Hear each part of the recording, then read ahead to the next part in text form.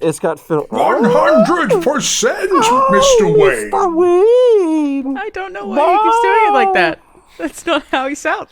That doesn't. That No. is exactly how he Not how he sounds. sounds. He came out. He was like, "Blah, Mr. Wayne." No, it's like this. It's, Yeah.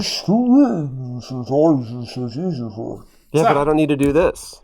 no, well, yeah, but still. Oh my god, you can see your mouth through it. Right? And it lights up. I'm a villain. This is awesome. It's actually a very creepy mouth I of feel like Sauron. It is a bit looks creepy. It looks like you're at the dentist's. It looks like you're like Yeah. He's getting a illuminating scan. You got a couple Yeah. of cavities back here we're going to fill in, but don't worry about it. They're just going to give you some nitrous in you. Wow. The fact that Where's your fact dentist that, from? Where's your dentist from? No, What's that? here's the deal. Like, I've got some flights coming up, and there has not been, so far, a single mask. Even the ones that are like, this is the most comfortable mask you can possibly. They all right back here. They do. Oh, my God. The Do you- 16-hour have you tried them? Australia flight, the back of my ears was killing me. Have you I tried couldn't- these? These are what I use because I have a big fucking skull. They go all the way around, so they don't get your ears. No, great. link me. This thing, No, you put it- on, it's it goes around also- your neck as well. until I get rid of this, which maybe soon, I don't know. This is a thing for masks too. I would just like And to say welcome back, audio I would love listeners. to see you on a flight using that razor. Welcome back to That's Play Watch amazing. Listen audio listeners. Troy has one of those razor masks. How else do you It's describe called it? I can't show you the box. They said don't show the box. I was like, okay, but it's called Project. Ah, shoot. It's very charming that 2 weeks off, and it's like we've been continuously recording this entire time. Not only that, but also like the travels and Literally showing the that box. project. Literally showing the box. He's not meant to show Can't it. show you the box. Do you want me to edit that Blurry, box that'd out? be We a- can edit Yeah. that. Okay. So Project Zephyr is what it's called.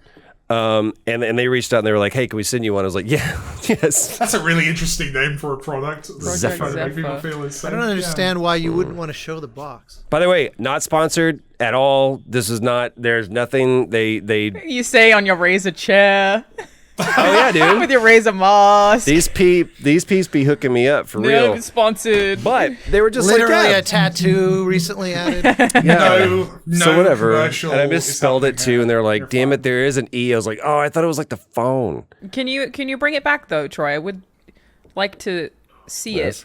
it. Yeah. What other So can you change functionality the does it have? RGB? So a good question. the reason why you were hearing the fans or the whirs is they have these magnetic things that, and you put filters in there, and so you can change out the filter so it's actually filtering in, and it brings in fresh air. Because the thing that I hate about masks is that you just feel like fuck. Yeah, you're So like breathing your own. working out, like if I'm now building a gym in the house, but like I took this to the gym and everyone was Going like, to gym in that thing? You went to "Fuck the yeah, gym dude!" and- Oh my I God. gave two shits because they're like, "You got to wear a gym in the mask. You gotta wear a You gym got to in wear your the mask. mask. You Oh, got to wear the yeah. gym in the Gym in mask." mask. Remember, guys, Troy says you got to wear a gym in the Troy mask. If you take one thing away from this episode, that's I used Wear to the I gym in used the to say I have blonde hair and blue eyes, and or no, I would say I have blue hair and blonde eyes. People are like, "Cool, what race are you?" It's like I'm a half tiefling, but that's not accurate. But no, I wore this at the gym, and people were like, "That's stupid," and then they saw what it was, and were like, "Where'd you get that?" I'm like, "You can't get it. I'm more important than you." Why is Mike frozen? He's not. For me, he is. But he's also in a new place. You have a new setup, Mike Bithell. Look at that with Did you the get lighting. a room? He's got a. I have a room of my very own. It's I exciting. feel. Is that Although the I gotta- same bookshelf? No. This I was is a gonna bookshelf. say- This is a, I quit. This is a book. This is interestingly. This is a different bookshelf that was just out of shot in the last one. So this You're was such a this was wanker. present. Just such a wanker. Such a wanker. Is the Such a current- wanker. This is Are an you additional facing- shelf. Are you facing the books? No, Like, will you be able? Because that would be the ultimate win if you If could you just could like reach two reach above camera. Yeah, exactly. So we didn't have enough. Unfortunately, all of our book. We've just now got our downstairs. We just got like a wall of bookshelves, which is awesome. But it does mean That's that hot. If your books I are may not have to part run of the down there at some show, point. I feel like we might have to recast you. I said, Oh, I think. Troy. I think. Oh, that's our first crotch shot. That's amazing. I think it was actually the box. It was the the box. magnetic pull of the box for the mask. I am so glad you guys don't understand. It's a goddamn coin flip every time we do this, whether or not I'm going to wear pants. I hear you. I've definitely recorded episodes of this show without pants. We could have made a lot of money. And now I'm sort of disappointed that we didn't get that, which I would not have edited out. Play, watch, listen, only fans. So, Mike, I This did is see such a people great when you were show. talking about moving. God, see my framing's off. Who are very concerned that the bookcase was no longer going to be there. I just assumed that this bookcase that's behind you is still full of things that are entirely relevant to this show. I have a feeling that we will find uses for the bookshelf. I'm It's pretty a- sure. I it's have a- a selection. This is mainly stuff like I'm reading. Or It's a big reach, things I'm though. I working feel like on. you gotta really go on a This commute. room's smaller than it looks. Oh, you're right. Actually, No, There's it different layers. No, looks that's about pretty the far back. size. Yeah. Yeah. No, dude, that's weird. I don't like it. I don't like change. Yeah, I like it. I'm sorry. Change your house. Move. Austin, I'll your move setup again, is yeah. pretty much the same, except now you have a cap on the top of your piano. That's exciting. Because I got a haircut. He did get a haircut. Look at us Yeah. changing. I know. I hate it. up. I don't I'll like need- this off. What a journey we've been on. Yeah. What a journey we've been on. How's everybody Alanah, I doing? love your background today. That's looking Thank great. you. I know this is also weirdly the first episode where I was like, I don't have time to choose a background for the green screen, so it's just green. But it's different to the various hotel Wait a rooms minute. and the houses first I've time? Oh been in. shit! So can you not change that after the fact? I could, but everybody would see it because I Oh. screen capture, so they would see me change. Not that that matters. I just like don't Does want to that- have them have to look at my UI. It would ruin the magic. Does that mean you remember when the Queen did the whole thing? She did the address in a green blouse top, whatever it was, and people just were like, Yeah. "We're going crazy."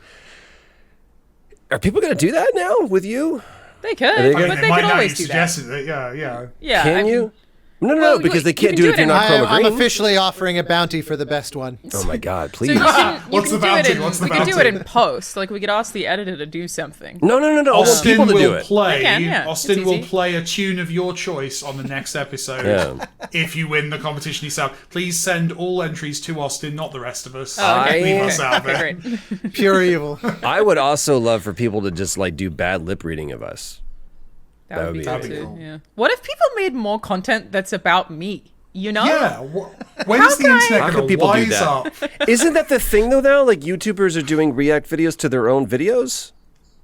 No, you just watched Bo Burnham's special and got confused, I think. I actually, and I'm pretty excited about It's it. really because good, by the way. It's That's next really year. good, I do really want to watch it. I made a time capsule on YouTube 4 years ago. That's 5 years in the future. So next year I get to watch it. It's private, so nobody can see it. But I basically I think it's maybe 10 minutes long, and I just talk about where I'm at in life and what I'm doing and what I intend to be doing, and I'm really excited to watch it back. That would both terrify, because the whole thing about you saw the meme, there was a challenge, I don't recall it, on Twitter. It's like, hey, post a 90s picture of yourself with no context or caption. And boy, man, the 90s were That was not That was a 5 years time. ago when I recorded this time capsule. Is the good news. no, Not but recorded like in the 90s. I know what you mean, though. I don't want to think about the 90s. I don't want to look back at images of myself in the 90s. This last week I went back through and I played I've been trying to be diligent, and right now is kind of a chill time. As someone said, I'm falling apart in between jobs, and so That's as that with you. I'm between jobs, I've really tried to make time to play games. Like I haven't sat down and just from a pure entertainment standpoint just played games. I've really wanted to, and I've gone back here to this machine. What the fuck it is that over there, and like cranked up some old games. That's Zaxxon that's playing right now. I don't know if you guys remember Zaxxon at all, but I played the shit out of that in the arcade. Had the really cool joystick, and then I went and played Brothers in Arms, Hell's Highway. And dude, that game's it's 10 years old, and that game still over 10 years, 15 years old. That game still holds up. The mechanics of it are still great. It's always fun shooting Nazis. It's true. Yeah. in Love that. Timeless entertainment. But I did go back through, and there was some games that, like, when the first iPhone came out, and like we saw with, I had a question if we can talk about that. Like PT, right, is a great example of this, to where, Alanah, you have a PS3, I think it is, that you will never plug back into the internet for fear of them PS4. taking that from. It's Yeah. a PS4. Yeah. I will never get rid of it. No, I love it So too much. I had to pull down my 360 because I was like, I really want to play Modern Warfare 2. I want to play the Spec Ops missions. And they didn't. They made it. I found out they made it backwards compatible on Xbox One, and so I was able to do that. And dude, that thing is just whatever you can. I still think Call of Duty is great. It's gotten weird, and mine included, but it is just. That specifically was just such a. It's a great. Speaking of a time capsule. I remember where I was in life, what I was doing, who I was with, and there's so many things that I associate with those sights and sounds. But I was afraid that I was never going to be able to play that again because the remastered version that they put out, they specifically took away the multiplayer in the Spec Ops because it's a huge thing. We've talked about reboots and remasters and everything. But do you think now games, if they're no longer on a viable platform. Like they stopped making PS3 stuff and like you have to keep your original machine or you have to have one of these guys. Like if there's no emulators, if there's no, or right now what we're seeing is like if devs can't continue to support by having their servers online or they lose their deal with the publisher, let's say it's like Game Pass or Steam or whatever, can games go extinct? Yes. Dude. Yes. There is I know that Rami did that one game that was the whole point of it, but it was just like, are we seeing a whole new wave of games where it's like this game could potentially be? There's a game called Glider that I loved on my iPhone. I can't play it anymore, and I wish I could. That's a whole subject. I mean, the whole idea of how do you preserve in a historical kind of way this art form, which is ironically given how storable digital media is compared to physical media, it is an oddly ephemeral art form, given how technology ages out. And I remember when Chris Melisinos and that whole like Smithsonian touring show of the art of video games, there was that whole discussion around that of how do you preserve in the museum sense old games. It's actually quite hard, you know, like if you have an Atari game that, you know, obviously, like you said, emulators or whatnot notwithstanding, you know, these machines eventually break down. Yeah. Right. You know, they just don't work anymore. There is an organization who I've worked with before. I think it's just Video Game Conservationist Society, I think is what they're called. I may have gotten that wrong, but I can leave a link in the description, who specifically works on trying to maintain video games, which we can lose and frequently do lose. Like, it's very, very easy to lose a video game. There are games that I've seen spoken about in documentaries that, out of curiosity, I've tried to track down, games I've never heard of that were pivotal in something. That you just can't even find anymore. And I don't know if it's just me, but I get this like tremendous sense of anxiety thinking about it. Like the loss of video game history like freaks me out. I don't know why, but there are people who it's an organization, charitable organization you can donate to, who are trying to maintain video game history and hardware and all that stuff. I mean, it's still a valid business that people repair old Nintendos. My bounty for the best green screen will be a donation in that person's name to the Video Game Preservation Organization. Let me look up the actual I'll name match. of this fucking company. Yes. God damn it. Yes. They're going to be sitting there and they're like, why did we just get like thousands of dollars out of nowhere? Hold on. Because we're going to... You're spending three people's money right now. Exactly. That's the thing. I'm You're trying playing to it find... fast and loose. It's late. We should probably leave the podcast. It's far more fun when it's other people's money. So yeah. Mike, do you take that into account? Like, or can you even think that long? Like, are you trying to make a game that has that kind of longevity, or do you go, I'm just trying to make a game that has a shelf life of X amount of years, and if so, how long is that? It's really tough because I mean it's there's so many layers because it's not even just the it's not even so it's the hardware. Obviously, the hardware is specific and bespoke and degrades. It's the software, so this what like with your phone games, Troy. Literally, like the phone OSs just block and kill old games regularly. I think actually Thomas Was Alone. You can't get on mobile phones anymore. I think that's been surpassed by the platform. So that's already happened in our since Thomas Was Alone, which is it's heading towards 10 years old now, and that's already dead on mobile. Unless we, do a port, basically do a new port.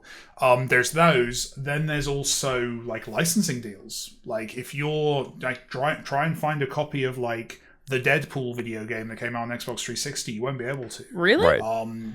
Dude. You can find it physically, but it's not going to be on any of the storefronts because those licenses are time limited. So you can't. That get was those. Activision.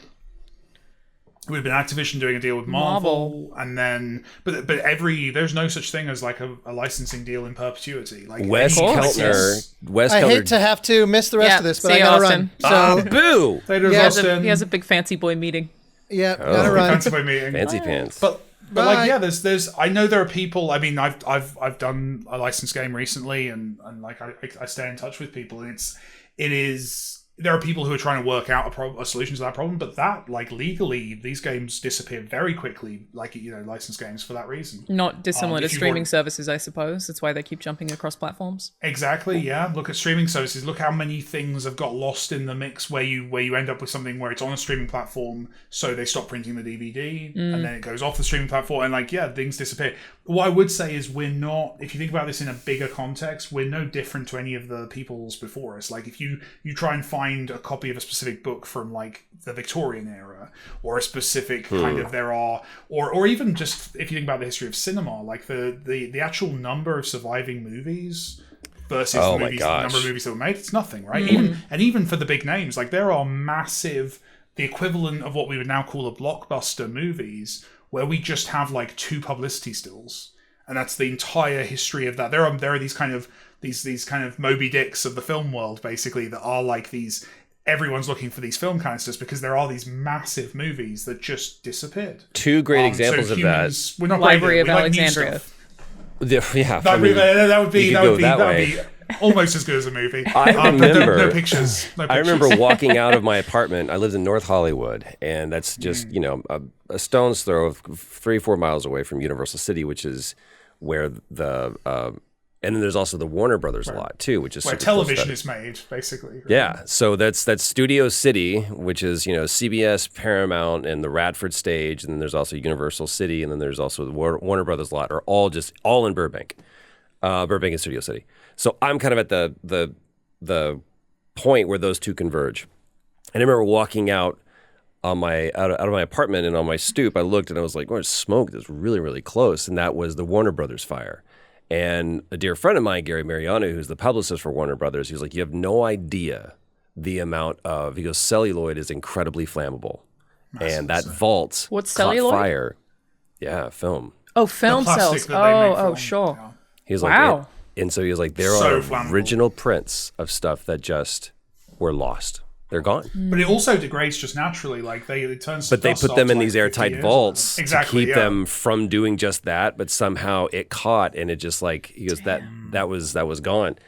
It feels like we should be willing to let things go. Realistically, we should be okay with it, but I'm not. Well, you could argue that's the entire human condition, is not. Yeah, dude. That we are always searching for the new thing, right? And that's why Agent Smith describes this as a disease. It's a disease. It's the smell. It's the smell. But like it is like we are constantly that constant search for the new, and that society is always pushing forward. It's probably a good thing. The reality is the reason we don't have all of these movies is because no one wanted to watch them. True. It does fade. I do think with video games in particular. Well, A, I care a lot about video games, obviously, because I work in them. But B, I think we are. I do. I've made a couple. Much too pretty. I do think It's a hobby. I'm like a hobbyist game developer. Yeah. Exactly. I'm more of a scientist, really. All the hits. We're back, baby! But we are in this really exciting moment. And I think as well with games, what's fascinating, to me at least, is also the supporting materials. Is also just the kind of the production of video games. We're terrible at documenting. Yeah. The number of like post-it notes and documents and things that just disappear. I know, like, famous game developers who basically are now trying to like find all of their old stuff because they accidentally made a massive, important video game. Jordan but they didn't Mechner. keep anything. Like that all the whole time. story. It is such a fascinating story that his dad. I'm probably misquoting him, but his dad, while cleaning out his attic, found the original code for Prince of Persia. And it's just a discarded box. And there was an article that I think it was either Esquire or GQ. Again, I apologize for not being able to accurately quote the source, but he said, I watched as we had to bring over an Apple II and get that thing to work and then put in the original programming. He was like, I watched this thing come to life. I was like, we came a hair's breadth away from losing that original code. And I feel like there's such a huge story to be told there about all of the games that went extinct. Like there's games that, of course, it's like you said, it's great to have on the emulator. But speaking to the licensing thing, Wes Keltner, good dude, at Wes Keltner on Twitter, was talking about how can licensed content be removed from a game, and he does this 5-minute video talking about that. It was like, people are like, I can't believe they took that out. I'm like, there's a reason why, and it's either their deal came up and they couldn't renew it, or they asked for something that they weren't going to get, and they just yanked the licensed content. But it's also... And that could get worse. That could get much, much worse, because now a bunch of indie games, my own included, and a lot of AAA as well, are being made with a bunch of licensed technology. So there's actual code in these games that is not owned by the people who make those games. So theoretically, like, for example, use AAA as an example, right? Okay. So Wise, WWise, is like the de facto audio engine toolkit used for everything. Like, Troy, your voice has been played through Wise a billion times in a billion AAA games.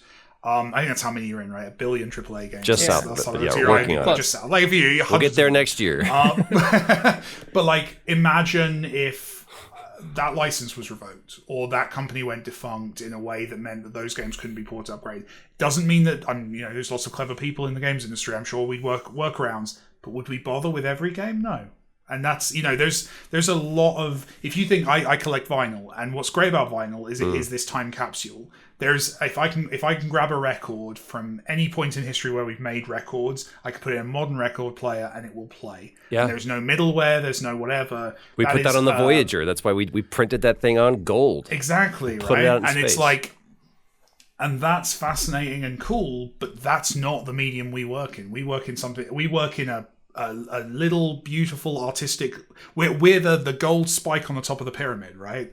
And if anything crumbles below it, our spike falls off. But that thing was also stolen. It's when you're working on something. Exactly. That's the thing. It's not there anymore, right? Yeah, exactly. When you're working on something, you generally aren't thinking about how it's going to be preserved. You just aren't thinking about that. With the exception of Ethan and Markiplier, Crank Gameplays and Markiplier. I don't know if you would have seen this, Mike. Two big YouTube creators, and Ethan's one of my best friends, who made a YouTube channel that intentionally they wanted everything to disappear after a year. So cool. Videos would go up every day, and then at the end of the year, the whole channel was deleted. And I think they're still dealing with people, obviously having saved a lot of it and trying to re-upload it, and they're going through the process of like making sure that they delete all of that. But it was a really interesting experiment to watch two people go through the idea of working their asses off on something and then erasing absolutely all of it and how they felt afterwards. And it actually seemed like it was kind of relieving. Like it seemed like the letting go of something was a lot of relief. But then I've also, worked at Funhouse, where all of Inside Gaming and a lot of their videos, which are originally on the Machinima YouTube channel, which got completely deleted. So a lot of their work is just completely gone. The TV show that I worked on in Australia, there are some clips on YouTube, a lot of little breakouts, but no full episodes of the entire show exist anywhere. And it's not something that bothers me, but it is a question. It's like, is it worth trying to preserve that stuff when you're in the act of creating something? Because I do think that the preservation of processes can really help other people learn. I just got a gift from Zoom. This meeting has been upgraded by the host and now includes unlimited minutes. Wow, thank you. Welcome. But I don't know, like, what's the approach? Because I do it for myself whenever I'm writing fiction. I keep everything. I keep all of my note stocks, but I just do that for myself. I don't keep YouTube videos. I delete all of them. I know some YouTubers who make sure that they keep all of them and have folders and terabytes full of that stuff, but I erase everything the minute that it's up. And it's just a question of, like, is it worth it? Like, do we think that there is value in keeping the unedited processes of things so that we can help other people? I equate a lot of stuff in life to music because that was just my original path. And so for me, there's a lot of analogs that still apply. And one of my favorite things, I don't have this anymore, and I wish I did. There was a book of someone that comprised all of the gear that the Beatles used in studio. And so there's no way. I don't. I was just doing a bit. No, I don't have it. I'm looking. I have you on two screens. That's why I'm looking over here, and I saw you do that. I'm like, if you pulled that book out, I would be like, No, I was looking. You're not human. I do have. No, what I was looking for was I have the most boring version of this, which is I have a book on the history of forms, like literally like documentation of like, and it's just the most boring version of this idea of like archived. I'm very interested in forms. whatever that is. dude. It's fascinating. Like as someone who's like deals with like like asking the like player interaction feedback tutorials, like looking at like how forms are structured is very useful to me. Anyway, Troy, you're in middle of an interesting story, so please. I have a really cheap poor man's version of Leonardo God, because obviously they're like at some museum. I think they're the Uffizi, but the Leonardo da Vinci, the other one. Basically the same. The other, Fuck. the There's three secondary Leonardos that everybody knows. One's a turtle, one's an Yeah. artist, and one's an actor. Yep. His journals, his diaries were obviously one of the most famous. That's where we get the anyway. They're great, but so many of them I loved because of the quotes that he had, and those seeing the inner musings of someone who is regarded as being one of the most creative minds, inventive minds. That's something that is of interest to me because I want to see how my processes compare, contrast, or clash with that. I want to see, it's like, am I thinking about problems in a way that this person did the same thing, but his always yielded a result. And so, like looking at the Beatles, I remember when I did my first album, our engineer had a binder that was just full of notes of like, this channel routes to this, and this is the plugin, this is the signal change. Like, as if I ever have to pull this back up, I don't know how I did that, and I can't just all from memory.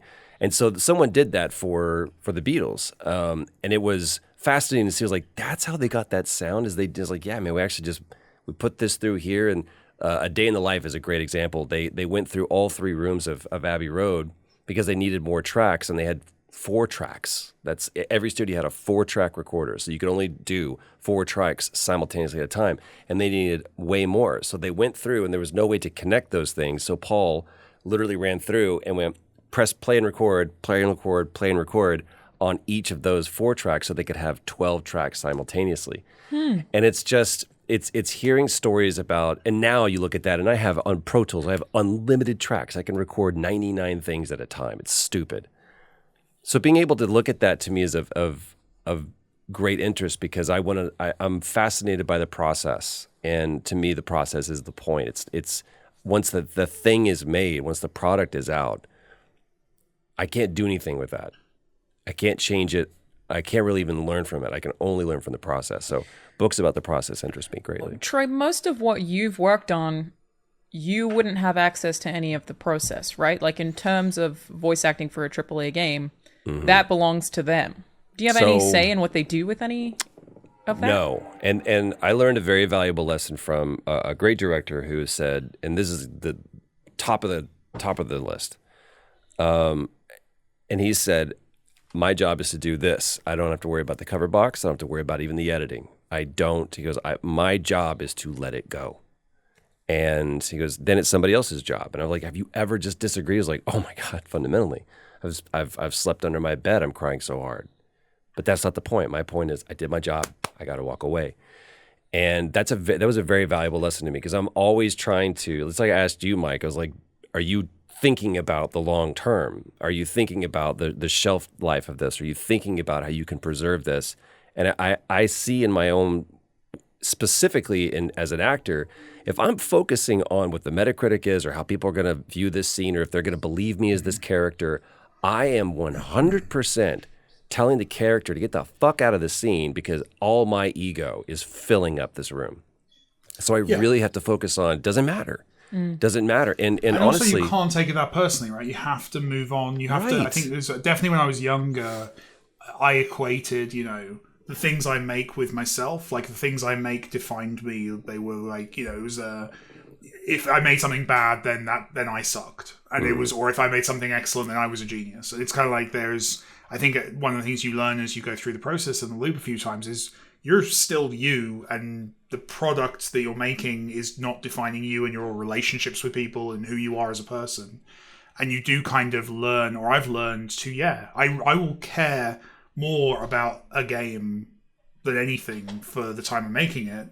But once you release it, you walk away, because otherwise you'll go absolutely crazy. And also you can't change or fix anything. Obviously nowadays you can update and tweak, and of course you do that. But like on a more an emotional level, you can't fundamentally change something. You can't put the genie back in the bottle. So therefore, not beating yourself up, not making it about, like you say, not tying it to your ego, not making it for good, better or worse about you, I think is a good, healthy. I was talking to someone said very similar on Twitter a couple of days ago, and it was, it's definitely I think it's a moment that every creative goes through at some point, where they realize, no, I'm more than what I make, and also less, and that's okay. And it's nice to be separating yourself from that stuff. I think it's just, you got to make it in the same way that I'm not going to obsess over. I'm not even going to go down. I was going to do a terrible analogy. I'm just not going to do it. Okay. He's going to bring up Hitler. It was a whole thing. To answer your question. I think it was probably sorry, go on. I was going to say, Alanah, to answer your question, what I've done now is I've asked, not demanded, I've asked, can I be a part of the process so that I can understand better? First of all, I want to ask, where is my seat and at what table am I sat at? And if they go, we really want you to be an ad hoc partner. There's some projects that I'm working on right now where they're like, no, we want you to be involved, not just in the building of this character so that you can fully own it, which is not really true, because it's not just me. There's animators, there's coders, there's dozens on this team. There's dozens of people that would touch it, because it's a smaller team. But there's also hundreds or thousands if it's a AAA. So I don't own anything. I am part of it, and I do my job and I move on. But if somebody says, we want you to be an ad hoc member of this team, and if we were to give out a dev team t-shirt, I don't want that to be just something cute that they did. I want that to be like, no, you fucking earned this. Like, you're part of the dev team, which means you go down with us too. If this thing bombs, then you go down. And I've really applauded and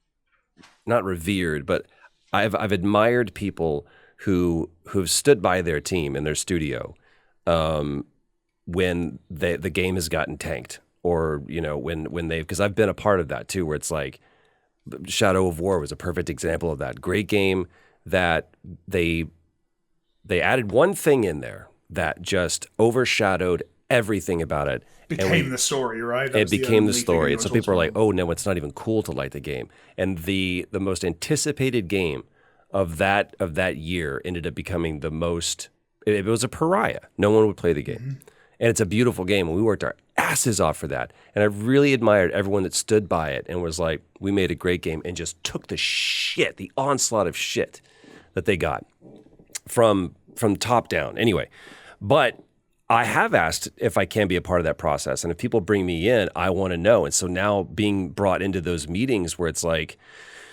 this is what we're talking about. We're trying to figure out what has to be a 0, what has to be a 1 in this code for this thing, this walk cycle to work. That's what we're talking about today. I'm like, holy shit. And it is fascinating to me. Thomas was alone looking at it from just like a pure design and implementation and execution standpoint. I'm like, it's magic. It's nothing short of magic. I don't understand how you did it. The Art of Game Design is a beautiful book. If I could reach it, I would. What do you got right there? The magic book. I really expected it to be something to do with Thomas was alone, because that would make so much sense. But it's a magic book. Yeah, instead you pull out the magic book.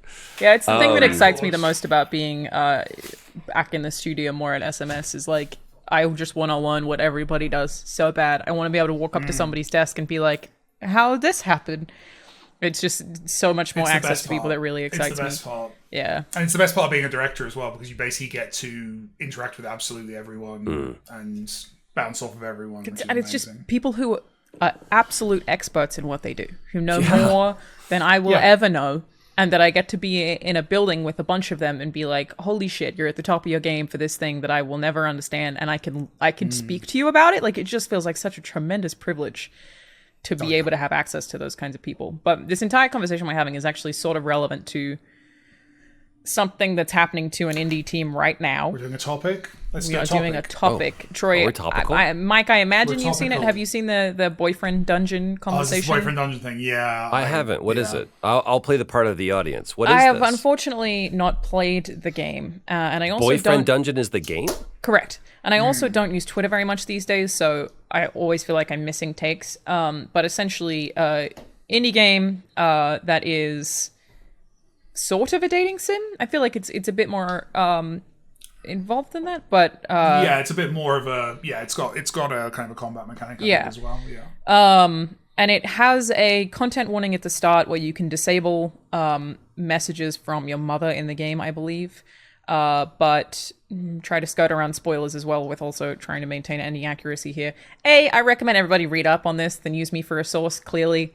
But essentially there is a character / theme that a lot of people have found to be very distressing. And there has been this very potent conversation about whether there should have been a content warning for that theme. And also a lot of people asking for there to be an option to disable it. So there was a content warning for the theme, is my understanding. I don't think it was in any trailers or on like the store page or anywhere where you can buy the game. In-game, sorry. Yes. In-game, I think there is a content warning that, again, trying to avoid spoilers, that says that content is in there. Yeah. But yes, I think people... It's fascinating. It's very interesting. And that's become the conversation, is how that ties to what we were just talking about. It's very much the conversation about that game, while also tying into our conversation here about preserving something, and that people are asking for the content to be removed. And there's been all of these really interesting, just from what I've seen, discussions of consent, where people are like, I didn't consent to this experience, and how that applies to a video game, where, you know, should there be content warnings? Should there be an option to remove these kind of things? I feel like I want to stand by... No, I think that we should be supporting this indie studio and telling the story they want to tell with the themes that are very difficult. I do think they probably could have been clearer about the content warning. However, I also think it's very difficult to give content warnings because people can be triggered by so many things because we have so many unique experiences. So I think it mostly really sucks with this indie studio that they have become a conversation rather than... Which is what every indie studio wants to avoid, is becoming of the discourse. Yeah, and it's also... I just feel like we're so critical. The conversation that comes around games like this, often coming from like LGBT teams, and the themes that they tackle from an indie studio, I just feel like the criticism I don't see anything from more mainstream games having, but I didn't get consent for No Russian. You didn't ask for consent. I just feel like everyone's being so critical of them. Perfect example, though. I can't think of an example of a game going... And matter of fact, that was after the fact. The No Russian, that was a patch. They shipped the game. We were at the launch party in Vegas, and then the Russia news hit. And they were like, everybody dispersed because they were like, we got a fire to put out because people are pissed. And so they put in I just played it again. It was like, turn on the graphic, turn off, graphic content. Do you consent to this? Yes. Are you sure? You can turn this off at any other time. Don't ask me again. X, done.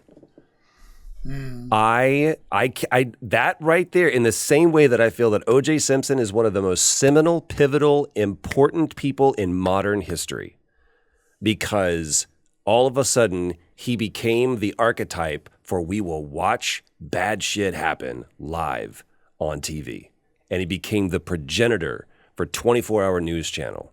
He became, and the second that it started to die off, boom, then we had 9/11, and then we really watched. But people before would watch the birth of the procedural happened because of O.J. Simpson, the Kardashians, which spawned all of this social media culture, came out of O.J. Simpson. That whole thing, that 94 was just one of the most pivotal, seminal years for modern history, modern human history. I can't think of any time I played anything before. Metal Gear Solid, which had, rampant violence. Nobody really ever said, do you consent to this? And it was, defensively, it was one of the most disturbing scenes that happened in a video game. People were like, holy shit. when I remember when we made it, that was my character. I played Joseph Allen. They're like, here's the scene. You're walking through an airport. I'm like, holy fuck. They're like, are you cool? They asked me, I was like, are you cool with this? I'm like, yeah, I think what a truly visceral experience. This is Modern Warfare is here to show the horrors of war. You're right. It's also a bold comment. I think that's why I appreciate No Russian. Like, one of my least favorite parts of any video game that I've ever played that is also a game that I love is in GTA 5 as Trevor, you have to torture someone. And I so badly wish that I could have swapped to Michael and listened to it on the phone so I could still understand why it's there. But you have to do it, and you have to do it for a long time, or at least it felt that way. I fucking hated it. Like, when that was happening, yes, I would have opted to do anything else. Like, don't make me do this. Let me hit a button and not do this. I'm so uncomfortable with the content, while also understanding why it's there and what it says about Trevor as a character and respecting why it exists in the game. And but you don't have to. That's the whole thing. You don't have to. Watch this. It's true. It is true. But that's not. But it's. But that's, you know, and that's what's interesting about games is you're right, Troy, but at the same time, like at the point where Alanah got to that moment, she'd invested a long time. It's pretty late in the game. Yeah. A long time into it's late in the game. But no, yeah. Like, I didn't get mad at anyone, is what I'll say. I didn't go on Twitter. I didn't get mad at anyone. I just fucking hated it. Or tell the creators you need to change something or fire someone. None of that. None of that. So what's interesting though, it's fascinating to me because I think it's a generational thing as well. I think there's a generation coming up, and I don't think this is necessarily a bad thing, but I don't think it's probably a good thing. I think basically the audience is becoming much more comfortable with telling us what they want, for better or worse in a lot of ways. And they can more easily. I also think that it's an interesting. This is intriguing to me as someone who tells stories because I think that the aspect that a lot of writers are freaked out by with this is essentially there is a character in the game who's a villain, who is cast as a villain, who's explained to be a villain, who enacts this bad behavior. Right? This is a classic character turn where someone is a good person, and then you realize, oh, actually they're evil and they're the bad guy, right? That's what we're talking about here, and the manner in which they're bad is triggering, which that's why there's a content warning, I'm sure. But I also understand the argument for it needing to be elsewhere as well. But if we can't make villains that are bad people and talk about bad people and create content which explores badness as a concept and stuff, and even from even if you're going purely from like an educational point of view, I learned about, Star Trek taught me morals as a kid, right? Like and that was because I was watching on like at 6 p.m. on the British TV Cardassians torturing Bajorans, right? And like learning like, okay, that's obviously bad, but also where's the interesting kind of nuance of Deep Space Nine and all this stuff. Like, if we can't approach these subjects, if we can't talk about, if we have to make wholesome content, which is another thing that intersects, especially with what you were saying, Alanah, of LGBTQ creators are often expected to make wholesome games, to make games that show the good side or only the positivity of the romance and of the culture they're representing.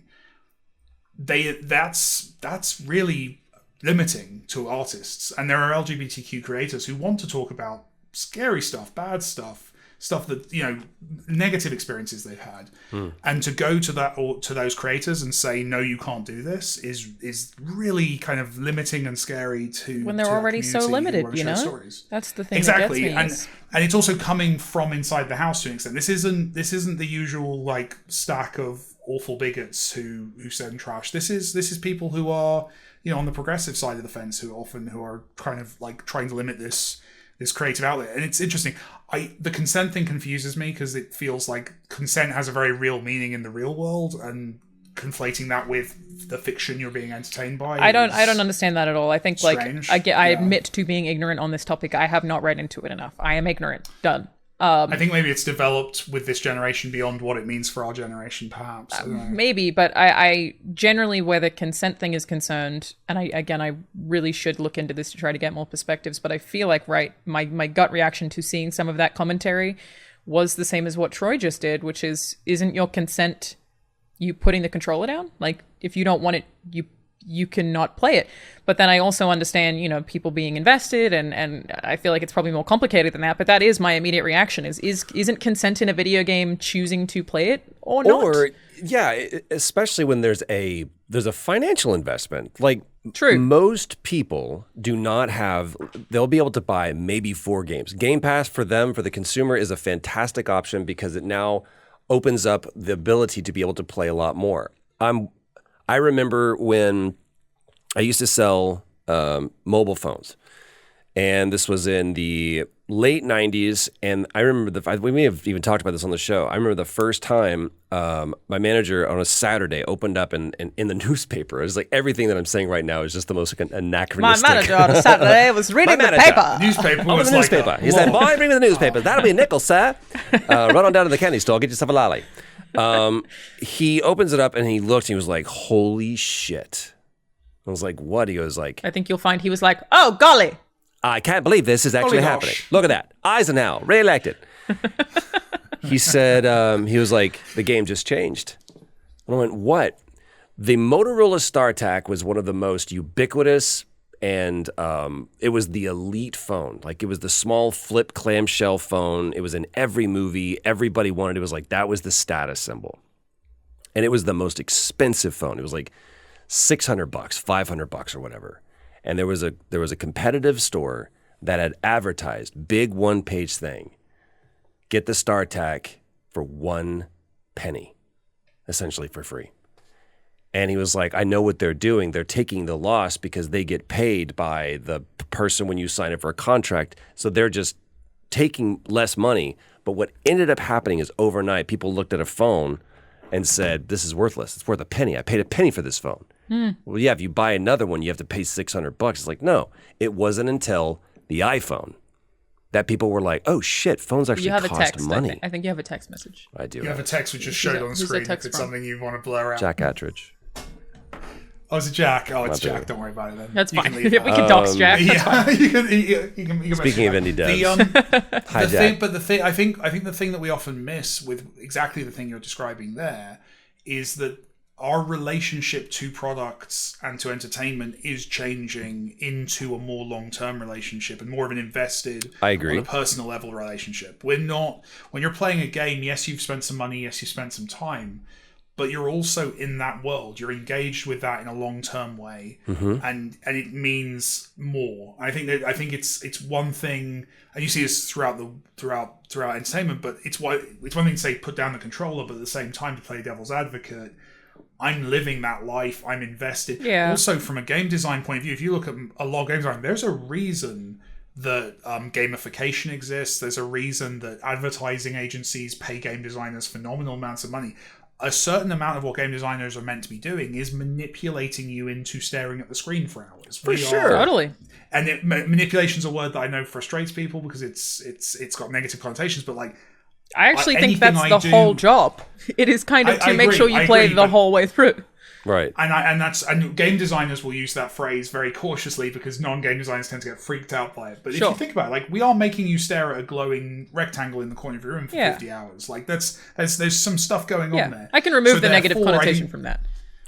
But I can There is also, some responsibility. There is some Sure. responsibility. That's what I'm saying. If I'm going, there's a trust between me and this is where I think the consent thing maybe does have some legs. Is I am, taking you by the hand and entertaining you through something and asking for your investment and actively playing with your brain a little bit to make you enjoy it and to stick with it. Yeah, you are having an emotional There is impact a on someone. trust there. I There do is feel a situation. this is a marketing conversation, which we go back and forth about because there is this dance that they have to do between.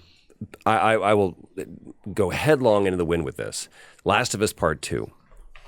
There was a specific That's a good example of what I'm talking about. right? There was a specific marketing beat that they wanted to hit in order to, because from the very conception, they knew what they wanted to do. And if they tipped the hand at all, the entire experience could be, quote, spoiled. So they were like, we need to make sure that we haven't showed anything of Joel. We need to show something of Joel. So they did this trailer. And it's one of the last things that we shot. It was a decision that they deliberated on laboriously and ardently. People got so mad. It was like, okay, well, you are only mad about that, I think, because of what you found out, which you were not supposed to find out, which blew our entire marketing campaign. I can understand somebody taking away the all of the polemic and the ire that was kicked up, just looking at someone from like, okay, I got $60. I mowed my lawns. I did what I had to do to make this $60. My birthday present, Christmas present, whatever. I'm going to invest. This kid has like the voice of a tired. I got Here's the deal. I got $60. I got $60 from my grandma before she died. God rest her soul. And I'm 16 years old. Fine. I feel like they grow up fast. Yeah. Go. Let me finish this cigarette right quick. Listen to me, all right? I got $60. I get the fact. He's good at the voices, isn't he? He's good at the voices. I'm like closing my eyes and picturing a 16-year-old, and I'm a very big fan of it. It's very good. Listen to me. I got $60, and I'm gonna spend on this fucking thing. You understand what I'm saying to you right now? He's snorting. Swear to God. God help me. Oh, I put the fucking thing in the disc. Right, the disc. You put it in the fucking thing, and you put it in there, and it brings up the logo. Is Joey okay? What has he been through? That lawn was a nightmare. Listen to me. Preschool was a fucking nightmare. You don't even understand what I had to deal with. I got my tricycle. I rode with the preschool, right? And then like Bobby Gapadouja. Bobby Gapadouja, the big guy that should have gone out for 3 years, but he didn't. He walks to me. He's like, "Give me your tricycle." I'm like, "No, give me your lunch money. I haven't got no lunch money. Give me your fucking tricycle. I swear to God, I'll break your neck." And I had to stab him.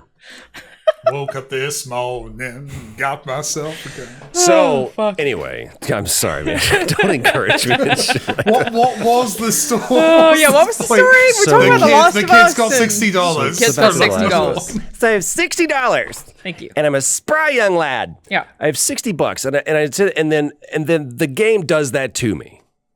I can understand someone going and not liking that, being in conflict with that, thinking that there's one expectation and then there's going to be another.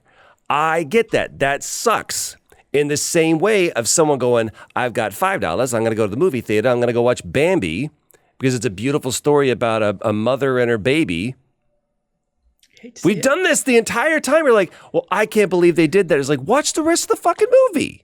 It's a beautiful story. So I think that there is some responsibility, and we go back and forth about this all the time. I think there's responsibility to the creatives to understand how they are marketing their game and the level of expectation that they are trying to put out there so people understand the game that they're making. And then there's also responsibility to the consumer. Buyer beware. Know what you're getting into. But the two of those are just in conflict with each other because these people are like, we demand compelling stories that surprise us. We're like, okay, but we don't want to bait and switch you. It's like, yeah, because we'll kill you. It's just marketing's tough because you don't. Marketing's hard. I did not see any of the Last of Us Part Kill 2. is a bad word. I apologize for using that. That's a. I mean, the reality though, Troy, is the audience are sending those messages. Well, they will do that. Yeah, so and that is actually happening with reasonable. boyfriend. Yeah, but I didn't It's see not any. reasonable for you to mention it up. It's not reasonable to send those messages. Yes, it's not reasonable to say it. Sorry. I didn't see any of the leaks for The Last of Us Part 2. I avoided them, and I'm glad that I didn't see them because I feel like that was a more emotionally impactful experience for me by not having seen that, and I am glad it was not in any of the marketing, any of the things that happened. But I also feel like, thank God I don't work in marketing because how do you make those calls? It's happening with Masters of the Universe right now. That show was marketed and all of the trailers, at least initially, are very He-Man heavy. He-Man is not really in the show. And people are very upset because the marketing led them to believe it was another He-Man show, even though this one is not called He-Man and the Masters of the Universe, it's just Masters of the Universe, but it's mostly a show about Teela so far. There are 2 parts to the season. But people are upset about that because they felt the marketing was misleading. But, Marvel, Disney reshoot trailers occasionally to make sure that they're not spoiling things for you. So it's a lot more complicated than I think people think it is to make sure you're like, we want you to have the best experience when you play this, and we've decided that if you know this, your experience when you play it will be a lot weaker. So how do you then say, well, you were led to think this wouldn't be here. Did we mislead you? I don't know how you approach any of that. But then there's also the whole fact maybe we shouldn't commercialize art. I think that maybe is maybe we need to come up with some kind of society where we seize the means of production and we make things without a profit motive, and therefore art is free at the point of use and for to produce. Gene Roddenberry. Hey, you're sitting there drinking a Pepsi. Gene Roddenberry. That's what I'm saying. We should. You're sitting there drinking a ignoring Pepsi. I know all what the day awful you had. things about Gene Roddenberry. If you picked up a nice... I've had the most... Troy, we will talk after. The most commercially... I've had the most Pepsi day ever. Like, genuinely. Buddy, are you crying right now? I am in tears. I'm sweeping Pepsi. It's good. I think that it would be... I don't know, man. There's something about having... you're like, man, I put some money into this.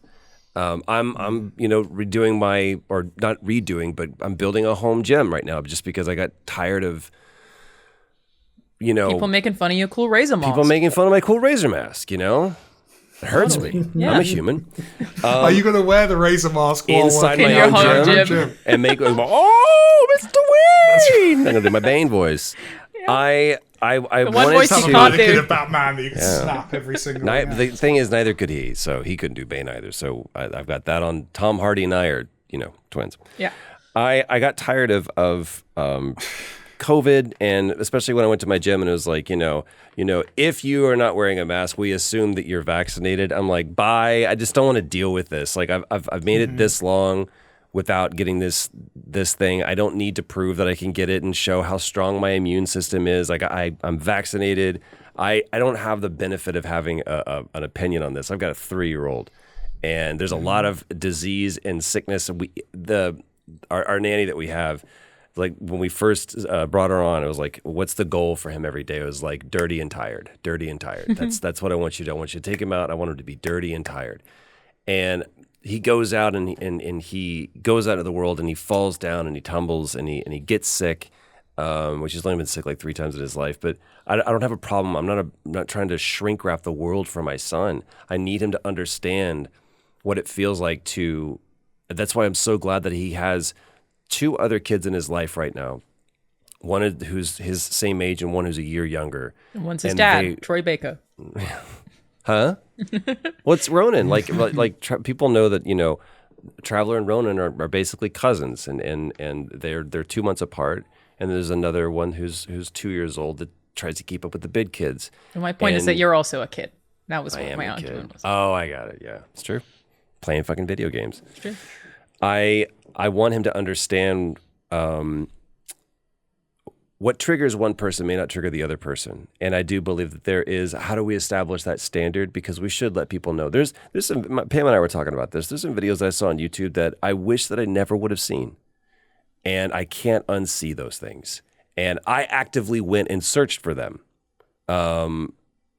because I have we're all drawn to the macabre for one reason or another. We want to experience. That's why we get on roller coasters. We want to feel that rush of death, but know that we're going to be safe so we can just deal with it and understand. One of my favorite phrases that I learned from this book is, "Death, I have visited with you many times. Now pass through the gates of my imagination and let us visit as friends." That to me is the goal for me on my deathbed, to be like, all right, man, I've imagined you many times, but now pass through the gates of my imagination. Let us greet as friends. It's a cycle of life. It's going to happen. I'm going to be screaming, I think. I know. We've talked about this before. You're like, oh, we're screaming. Yeah. No! Fuck you! But I want Traveler to understand that there's bad things in the world, and here's how you deal with them, and they don't define you. And I don't believe that as creatives, all of us on this in this conversation as creatives, the product doesn't define us, but the process does. And that's why, Mike, you work to be. You want to make a great game, but you also want to make sure that you're a great president, that you're a great company leader, that you lead a great team, that you don't push your people too hard, that you're that becomes your game, and then the game makes a game. And that's what I want to be as well. It's the process, not the product, that is the goal. I like that. So do I. I'm not sure how we got here, but I like that too. I feel good about it. Yeah. I want to play Boyfriend Dungeon. We've all done very well. I am going to play Boyfriend Dungeon. It looks lovely. It looks genuinely cool. I need people to stop sending awful stuff to the team. It's not fair. Yeah. The team's listening and I think tweaking things to try and accommodate people. It's tough because I always want to take the stance of it's very easy for me to care about people. I stopped using the word insane. And I now say wild instead. because I was like, okay, that is a legitimate mental illness. Someone pointed it out to me, and I was like, super easy for me to just change that word and just swap it out. I try not to say crazy as well. Sometimes, you have those habits and they seep into your language. But my stance is generally always, okay, if I can be compassionate to more people, then I'm going to try to do that. But there is You can also fucking kill yourself trying to do that. Like I probably shouldn't even use that language. You can also just like exhaust yourself by creating something and trying to do that as much as you possibly can. That I feel like it can be really overwhelming. Dirty and tired. Story of my life. There's a phrase that a lot of people use, and I looked into it because I didn't really understand what the etymology of it was, but suffer fools. And we look at people and go, oh, he doesn't suffer fools. And that's just code for dickhead, though. Kinda. I had Mike does not suffer. This is genuinely true. Mike does not suffer fools gladly was written on my school report at the age of 5 years old. Wow. Mike does not suffer fools gladly. I remember seeing that when I was like 12, 13 and thinking, oh wow, I was like a clever kid. And now I know that teacher was taking the piss. Do you know what that phrase comes from? I don't actually know where it comes from. You're going to love this. The etymology of that phrase, I believe, comes from the Apostle Paul. And he is writing to a church where he was like, here are these people come and they teach you the truth and you reject it, but you will gladly suffer. You suffer fools gladly. These people that are lying to you. And so the notion of people that you shouldn't listen to or people that have a contrary opinion or whatever, that you don't listen to them, that you don't suffer fools, is 100% antithetical to what I want to do. It's like a boxer saying, I don't get in the ring and fight other people, man. That's not what I do. It's like, well, then you're not a boxer. You need to get in, you need to spar so that you learn how to be a better boxer. So learn how to suffer fools. You should suffer as many fools as gladly as you can. While maintaining your mental health. Yes. While maintaining your mental health, sure. In the same way that a boxer goes, okay, I need to take a break. I need to get out of the ring. The boxer takes a break. I try and push myself because I know my instinct is to not suffer fools gladly. I know I do. I try and push myself. And the other thing is, of course, the arrogance of assuming you can define who is and who is not a fool. Hey, look at that. That's the biggest one. It's a fool to you, I think. The one thing we've touched on in this conversation that I would like to push back on is the idea that audiences now, or modern audiences, are just more willing to let us know what they think. They are, but my number one favorite thing about social media, because we talk about the downsides all the time. There's a list? It might just be the one. Oh, no, there are a few, but the removal of the class system. Previously, there were all of these diverse voices that just didn't exist in any room in video game development. These people who had no voice in any way whatsoever, who could never speak, who could never be heard, who would never even have the chance to be in the same vicinity as someone who works in the entertainment medium that they love. And now they do, almost equally. True. There are still verification systems and follower systems that weed that stuff out. But I think that is a massive positive of Twitter, is that there are more voices that everyone is able to hear. Sometimes those are negative and overwhelming, but I still think the fact that we've actually found something to remove real world classism is pretty fantastic.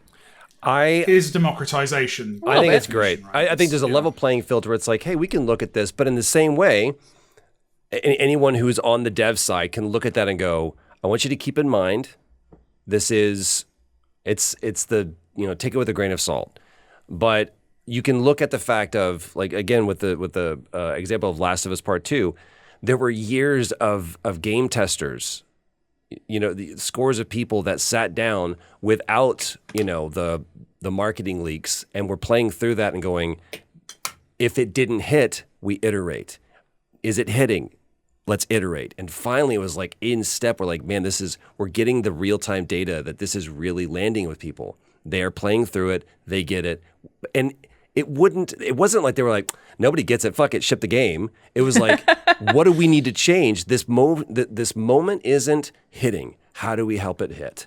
Do we need to rewrite a scene? I think that's usually the goal of the creative, right? No, the creative generally wants the data that's going to make their work better. And to be clear, I'm definitely not, it's a theme on the show for sure, but I'm not anti-criticism. I'm quite the opposite.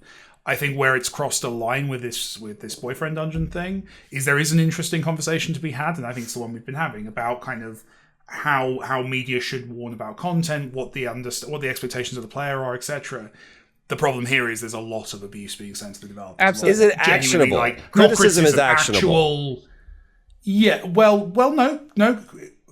Your game's shit and I don't like it. It's absolutely valid criticism as well. I think the difference here is there's a lot of people who are sending death threats or accusing the developers of awfulness. The actor who plays the bad character is also being pretty horrifically harassed. Yeah. I saw that. Yeah. And this isn't like a big name. This is just a guy that got a deal. All right. I suppose he's very good from what I've seen, and I wish there was something actionable we could do about stop harassing people. Shall we leave the show there? Stop harassing people. Stop Please, harassing. Stop harassing people. And we don't have the answers to this conundrum, but it's a very interesting conversation, and we would love to hear your criticism of our conversation in the comments below. Oh no! This is Play, Watch, Listen, everybody. I'm Alanah. That's Troy. Oh. That's Mike, and Austin already left. Bye.